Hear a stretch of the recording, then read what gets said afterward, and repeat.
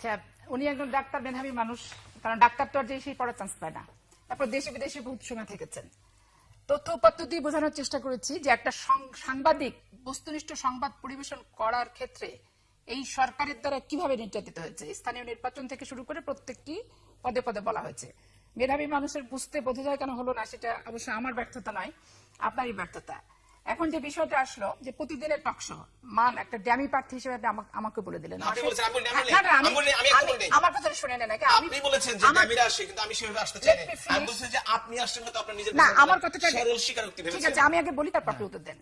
টকশোতে আগে ধরেন মাসে 10টা টকশো করতাম, এখন 2 বছরে একটা টকশো করি। তাহলে মাসে আগে 10টা করতাম, 2 বছরে 10টা করি। তাহলে কি আমাদের টাকার রেশিওটা কমে যাচ্ছে? বাংলাদেশের টেলিভিশনে আপনি বলছেন 50টা অনুমোদন দিয়ে গণতন্ত্রের 32টা নহর বাওয়া দিচ্ছেন আপনারা, আবার 32টাকে 500 গুণ নিয়ন্ত্রণ করে সংকুচিত করে দিচ্ছেন সমস্ত কিছুতে। আজকে বললাম যে নুরুল কবির সাহেবরা, আশাফুদ্দৌলারা 111-এ যে বক্তব্য দিত, টকশো করতো, আজকে বছরে একবারও কোনো টিভিতে কেন পাওয়া যায় না? কারণটা কি? অলিখিত নিষেধাজ্ঞা, না সেই ডিজিডিএফআই আবার টেলিভিশন নিয়ন্ত্রণ করছে? সরকার দেশ চালাচ্ছে না ডিজিডিএফআই দেশ চালাচ্ছে? এইটা বাংলাদেশের মানুষ স্পষ্ট করে আওয়ামী লীগ সরকারের কাছে জানতে চায়। আপনি যেহেতু আমার পরে আপনি উত্তর দেবেন, আপনি যেহেতু সরকারের একজন প্রতিনিধি, স্পষ্ট ভাষায় উত্তরটা আপনাকে দিতে হবে। আজকে মাহফুজ আনাম কি অন্যায় করেছে? বিশ্লেষণ ছাড়া তথ্য নির্ভর সংবাদ না অতথ্য নির্ভর, সেটা দুঃখ প্রকাশ করেছে।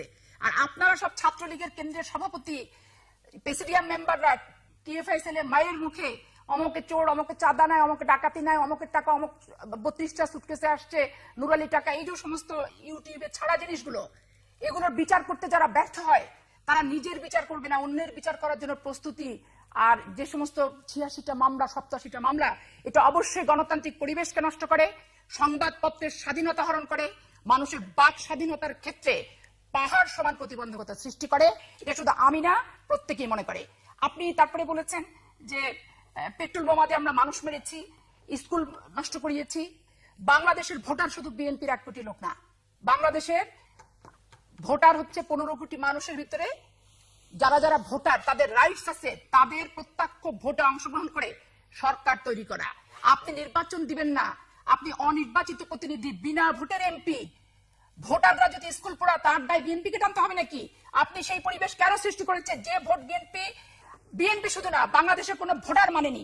সেই ভোটের লজ্জা লাগে না বলতে যে আমরা এমপি, আমরা সরকারে আছি, আমরা ক্ষমতায় আছি, আমরা দেশ চালাচ্ছি, আমরা একে শাসন করার ম্যান্ডেট পেয়েছি, ওকে ফাঁসিতে ঝুলানোর ম্যান্ডেট পেয়েছি, ওকে হচ্ছে মেরে ফেলার ম্যান্ডেট পেয়েছি?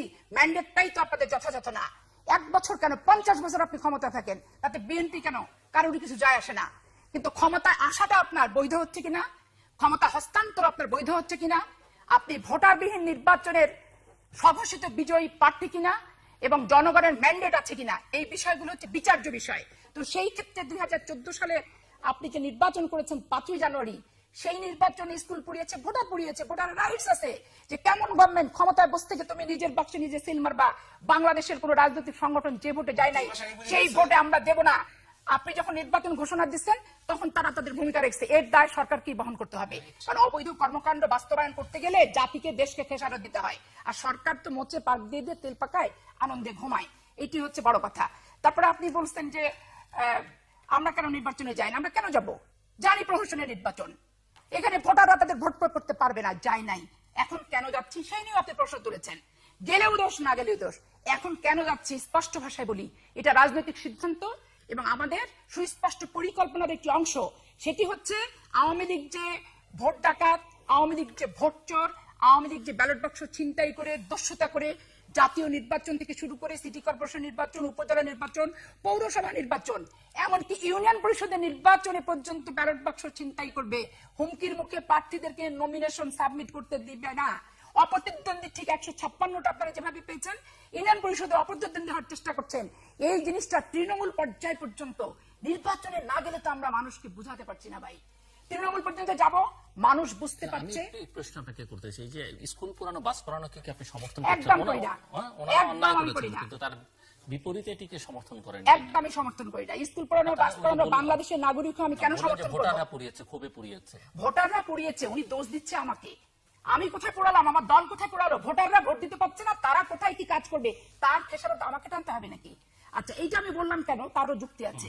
দেখেন, 21শে আগস্ট ঘটনা ঘটেছে, উদিচির বোমা হামলা হয়েছে, বিএনপি ক্ষমতা যখন ছিল।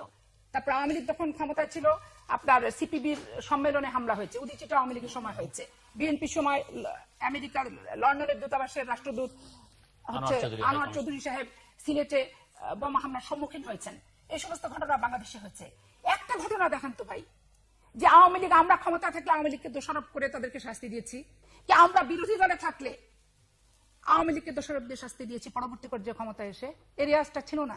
আওয়ামী লীগ 111 সরকার থেকে শুরু করে এই 2016 সালে চালু করলো। কি চালু করলো দেখেন, 21 আগস্ট বিএনপি ক্ষমতায় ছিল, বিএনপির দোষ, বিএনপি আসামি, খালেদা জিয়া আসামি, তারেক রহমান মন্ত্রিপরিষদ সদস্য আসামি। ঠিক আছে, উদীচির বোমা হামলায় বিরোধী দল আমরা, তরিকুল ইসলাম আসামি ভাই। তাহলে তখন আওয়ামী লীগ ক্ষমতা, আওয়ামী লীগ কেন আসামি হবে না? তখন যদি গান পাউডার দিয়ে বাস মোটে তার দায় আওয়ামী লীগ কেন বহন করবে না? সেটা আমি বহন করবো কেন? আমি বিরোধী দলে, ওনারা ক্ষমতা থাকার পরে যা হবে সব আমরা, আমরা ক্ষমতা থাকার পর যা হবে তাই সবই আমরা। এখন মামলার উনি বিচার অনেক করেছেন, উনি মুক্তিযুদ্ধ নিয়ে বিচার করেছেন, উনি জিয়াউর রহমান হত্যারও বিচার উনি করবেন, সবকিছু করবেন, সব ঠিক আছে। বিচারটা কোথায় আছে? আপনাদের স্বার্থ যেখানে যেখানে আছে সেই সমস্ত বিচার বাংলাদেশে হচ্ছে। এই টকশো আমি বলেছিলাম যে নারায়ণগঞ্জের 7 খুনের, জিল্লুর ভাইয়ের মনে আছে কিনা, যে নারায়ণগঞ্জের 7 খুন হত্যার বিচার স্পষ্টভাবে, সুষ্ঠুভাবে, নিরপেক্ষভাবে কখনোই হবে না। তার আলামত পেয়েছেন। ওই কমিশনারকে নিয়ে আসা হয়েছে ইন্ডিয়া থেকে। কোনোটা মামলা আপোষ হয়ে যাচ্ছে, কোনোটা মামলা নেগোসিয়েশন হয়ে যাচ্ছে, কোনোটা মামলা জামায়াতের উনি জেলখানা থাকছেন, মেডিকেলে পর্যন্ত ভিআইপি লঞ্চে আছে আসামিরা হত্যা মামলায়। তারপরে এই যে এতগুলো শিশু হত্যা হচ্ছে, এইটা বাংলাদেশের ইতিহাসে এতগুলো শিশু, 72 সালে মনে হয় এতগুলো শিশু মারা যায়নি। মারা গেছে 71 সালে অনেক মা বা নতুন শিশু জন্ম দিয়ে আবার করে দিছে, কিন্তু কথায় কথায় শিশু মৃত্যু। আজকে উনি বলে দেশে বেকারত্ব নাই, চাকরি বাকরি, খুব শান্তিতে আছে। উনি যে শান্তিতে আছে, উনি তো আমার দুঃখ বুঝবে না। আজকে একটা ছেলে বুয়েট থেকে পাশ করার পর দেশে চাকরি পাচ্ছে না, আজকে ওই নদী পথে চোরাই ভাবে বিদেশে যাচ্ছে, বিদেশে যে হার হচ্ছে, কঙ্কাল হচ্ছে, লাশ হয়ে পরিণত হচ্ছে। এই যে মানব পাচারের ভয়াবহতা, এইটা সুস্থ গণতান্ত্রিক রাষ্ট্রের, গণতান্ত্রিক সরকারের কি এটা কোনো সদিচ্ছা? তারপর উনি কি বললেন আপনাদের সরকার প্রধান, যে মানব পাচার যে পত্রিকা প্রকাশ করবে তাকে শাস্তি দেওয়া হবে। মানে কি পত্রিকা প্রকাশ হবে না? যা হচ্ছে হতে থাক। এটা কি বলেছেন? হ্যাঁ বলেছেন। আপনি পত্রিকা ভালো করে খুঁজে দেখেন। প্রতিদিন 7-8টা পত্রিকা আমিও পড়ি, আপনি যেমন পড়েন আমিও পড়ি, যেগুলো থাকে না সেগুলো অনলাইনে পড়ি। আপনি খুব ভালো করে খুঁজে দেখবেন যে এই সমস্ত তথ্য ভয়াবহ, যে সমস্ত পত্রিকা প্রকাশিত হবে, সংবাদপত্রের বিরুদ্ধে কঠোর ব্যবস্থা নেওয়া হবে। আচ্ছা, সংবাদপত্র প্রকাশ করছে, তাহলে কি হচ্ছে? এখানে বাধার সম্মুখীন হচ্ছে। আপনাকে বলেন, বিএনপির আমলে অনেক সাংবাদিকই সোচ্চার ছিল বিএনপির বিরুদ্ধে। আমি ধরে নিয়েছি যে হ্যাঁ ঠিক আছে, আমাদের দস্তুটাকে তোমরা সোচ্চার। এখন দেখা যাচ্ছে তারা টর্চার হয়নি, কিন্তু আওয়ামী লীগের সময় সোচ্চার না হয়ে তারা টর্চার হচ্ছে। সরকার অপকর্ম করছে, জনগণ চায় সরকারের অপকর্মের বিরুদ্ধে তথ্য আসুক। সাংবাদিক যান হাতে নিয়ে যাচ্ছে, নিউজটা উপস্থাপন করতে পারছে না। আইন আদালতের কথা আপনি যেটা বললেন, সিটি কর্পোরেশন, আমি একটু বলে শেষ করি না, একটু আমি বলি যে সিটি কর্পোরেশনের মেয়রদের ব্যাপারে আপনি যেটা বললেন যে ফৌজদারি মামলা হচ্ছে, স্কুল পুরাচ্ছে, আসামি তো হবেই, বরখাস্ত তো হবেই। বা স্থানীয় নির্বাচন না, স্থানীয় অন্তত চার্জশিট হতে হবে কমপক্ষে। ঠিক আছে, আপনার চার্জশিট করতে কতক্ষণ? দ্রুত বিচার আইনের মামলা 31 দিন, 7 দিন, 10 দিনের ভিতর চার্জশিট হয়ে যাচ্ছে। হ্যাঁ হচ্ছে, 7 দিনে 11 দিনে চার্জশিট হচ্ছে। তো চার্জশিট হয়ে গেলে তো বরখাস্ত। আজকে মেয়র মান্নানের অপরাধটা কি? দেশে 1 বছর কোনো অশান্তিকর, কোনো রাজনৈতিক পরস্পর বিরোধী কোনো কর্মসূচি নাই, তারপরে একটার পর একটা মেজর মান্নানকে দেওয়া হচ্ছে। মেজর মান্নানের কথা বাদই দেন, আপনার তো পত্রিকা আওয়ামী লীগ বিএনপি বানাই ফেলছেন। মাহমুদুর রহমানকে 3 বছর আগে থেকে জেলে আছে। মেজর মান্নান, আব্দুল মান্নান, হ্যাঁ আব্দুল মান্নান যে মেয়র গাজীপুরের, কে 3 বছর জেলে আছে? মাহমুদুর রহমান 3 বছর? হ্যাঁ 1 বছর না, সব মিলিয়ে সে 3 বছরের জেলে আছে। 2013 সালে ক্ষমতায় আসেনি। আপনি ক্ষমতায় আসেননি, আপনার দল ছিল, সে সময় ধরা আপনার দল ছিল, সে সময় ধরা হয়নি। ঠিক আছে। এখন তথ্য বিভ্রাট করবেন না, না আপনি শুনেন না, 2013 সালের ঘটনা, 13 মানে কি 3 বছর পূর্বের ঘটনা, সেটা আমি আপনাকে বলছি। ও 3 বছর জেলে আছেন, 1 বছরের সেই কাউন্ট আমি যাচ্ছি না। 2013 সালের ঘটনা দেখে আবার তাকে আটকে রাখা হলো। তাহলে এখন আপনি বলেন যে মাহমুদুর রহমান কার পাকাধানে মই দিচ্ছে? পাবলিকের, জনগণের, না সরকারের? আর মাহফুজুর রহমান কার পাকাধানে মই দিল? সত্য কথা বলে। এখন এই জিনিসগুলো টলারেন্স থাকতে হবে, ধৈর্য সহ্য থাকতে হবে। এরপর কি আসলে এখান না, থেকে এটা উত্তরণ বলে দরকার, এবং আমার হাতে খুব বেশি যাই হোক, সময় নেই। সংগ্রামের ঐতিহ্যের কথা মানে বলেছেন, আপনার কাছে আমি শর্ট বলে দেবো না, এরপর আমি বর্ণনাতে যাব না। আমি বলছি এরপর আমি আর আপনার কাছে আসবো, ঠিক আছে। আপনাকে শেষ করতে হবে। উনি সংগ্রামের ঐতিহ্যের কথা বলেছেন, ক্ষমতা আসা এবং যাওয়ারও যে বাংলাদেশের দীর্ঘদিনের একটা ঐতিহ্য ছিল, সেই ঐতিহ্যের কথা কিন্তু উনি বলেননি। একটা তত্ত্বাবধায়ক সরকারের অধীনে নির্বাচন, সেই নির্বাচনের আশায় ক্ষমতা, নির্বাচন, এই সমস্ত ঐতিহ্যের কথা উনি ধরেননি। উনি বাংলাদেশের ঐতিহ্য কোথায় পেয়েছেন? আন্দোলনের ঐতিহ্য। ক্ষমতায় আসা যাওয়ার একটা ঐতিহ্য ছিল ডাক্তার সাহেব, সেই ঐতিহ্য মাফিক আপনার ক্ষমতায় আসেননি, আর সেই ঐতিহ্য ধরে রাখার চেষ্টা আপনারা করেনি। আমার পরে আপনি উত্তর দেবেন, আমার পরে আপনি উত্তর দেবেন। তারপরে আপনারা করেছেন, তারপরে ওই লাইনে পড়ে যাচ্ছে। আগে আমি যাবো, আমি অবশ্যই যাবো, আপনার কথা আমি চুপচাপ শুনছি। তারপরে আপনি বলেছেন যে জনগণের আপনার খুব আশা ছিল সবার সাথে নির্বাচনে করে বিপুল ভোটে আপনি একটা নির্বাচনে জয়লাভ করবেন, সেই আশা আপনার পূরণ হয়নি। আপনার আশাই আপনি পূরণ করতে ব্যর্থ হয়েছেন, কারণ আপনি ক্ষমতা থেকে নির্বাচন করেছেন। ওইরকম একটা আপনার দল ক্ষমতা ছিল, আপনার দল ক্ষমতা থেকে নির্বাচন করেছে, তা আপনার দল নিজের ক্ষমতায় থেকে আপনার প্রত্যাশা বাস্তবায়ন করতে পারেনি। তার দায় এই আপনার সেই ঐতিহ্যবাহী আওয়ামী লীগকে দায় বহন করতে হবে এবং ওই নেতারা জনগণের কাছে দায়বদ্ধ থাকবে। তারপরে আপনি আরো বলেছেন যে ৭৫ সালের পরে বাংলাদেশে নির্বাচনে করাপশন হয়েছে, ৭৫-এর আগ পর্যন্ত বাংলাদেশে সুষ্ঠু নির্বাচন ছিল। বাংলাদেশে আওয়ামী লীগের অধীনে বিগত দিনে কোনোদিন কোনো সুষ্ঠু নির্বাচন হয়নি। 1973 সালে রশিদ ইঞ্জিনিয়ার জয়লাভ করেছিল। রশিদ ইঞ্জিনিয়ারের ব্যালট বাক্স ঢাকা থেকে খন্দকার নিয়ে এসে দেখছে রশিদ ইঞ্জিনিয়ার জয়লাভ করছে, সেখানে রশিদ ইঞ্জিনিয়ারকে পরাজিত ঘোষণা করছে তৎকালীন আওয়ামী লীগের টেলিভিশন এবং খন্দকার মোস্তাকের মতো কুখ্যাত একজন লোককে বিজয়ী ঘোষণা করা হয়েছে। টাঙ্গাইলের কালিহাতি যে প্রার্থী জয়লাভ করছে তাকে পরাজয় ঘটনা একটা ঘটনা না, তোফায়েল আহমেদের এলাকায় যে প্রার্থী নমিনেশন সাবমিট করেছিল তাকে খুঁজে পাওয়া যায়নি তৎকালীন সময়ে। আপনার আওয়ামী লীগের যে সমস্ত বই প্রকাশিত আছে, হ্যাঁ হ্যাঁ, ওইটা আপনার কাছে জনপ্রিয়, দেশের মানুষের কাছে জনপ্রিয় হতে হবে।